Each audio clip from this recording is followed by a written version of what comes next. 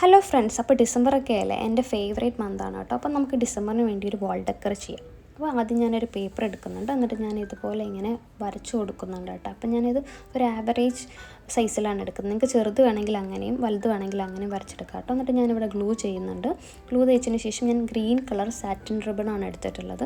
എന്നിട്ട് ഇതേപോലെ ഒട്ടിച്ചു കൊടുക്കുമ്പോൾ നിങ്ങൾ ശ്രദ്ധിക്കണം, നോർമൽ ഫെവിക്കോൾ പോലത്തെ ഗ്ലൂ ഒക്കെയാണ് ഒട്ടിക്കുന്നതെന്നുണ്ടെങ്കിൽ നിങ്ങൾ അതിന് ടൈം കൊടുക്കുക കേട്ടോ. ടൈം കൊടുക്കാതെ ചെയ്യുകയാണെന്നുണ്ടെങ്കിൽ അത് ഉണങ്ങാതെ ഇങ്ങ് ഊരിപ്പോരും.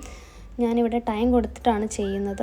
വീഡിയോയിൽ എനിക്ക് അത്രയും ടൈം കാണിക്കാനില്ല, അതുകൊണ്ടാണ് കേട്ടോ. അപ്പോൾ ഇതേപോലെ ഒട്ടിച്ചു കൊടുത്തതിന് ശേഷം ഇതേപോലെ ഇരിക്കും. എന്നിട്ട് ഞാൻ ഇവിടെ ഒരു കാർഡ്ബോർഡ് പീസിൽ ചെറുതായിട്ടൊരു സ്റ്റാർ കട്ട് ചെയ്തെടുക്കുന്നുണ്ട്.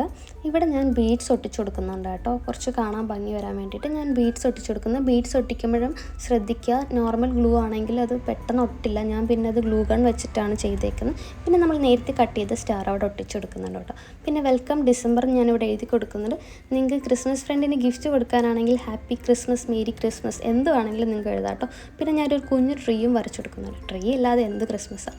അപ്പോൾ പിന്നെ ഞാൻ ചെയ്തേക്കുന്നതെന്ന് വെച്ചിട്ടുണ്ടെങ്കിൽ ഞാൻ ഇതുപോലൊരു ഡോട്ടായിട്ട് വരച്ചു കൊടുക്കുന്നുണ്ട്. കാരണം കുറച്ച് സിമ്പിളായോ എന്ന് തോന്നിയപ്പോൾ ഇതുപോലെ വരച്ചു കൊടുത്തു. അപ്പോൾ നമ്മുടെ വാൾ ഡെക്കർ ഇവിടെ റെഡി ആയിട്ടുണ്ട് ഗൈസ്. അത്രയേ ഉള്ളൂ. അപ്പോൾ ഇത്രയും ഈസി ആയിട്ട് നിങ്ങൾക്കിത് ചെയ്തെടുക്കാം. അപ്പോൾ നിങ്ങൾ ട്രൈ ചെയ്യുക.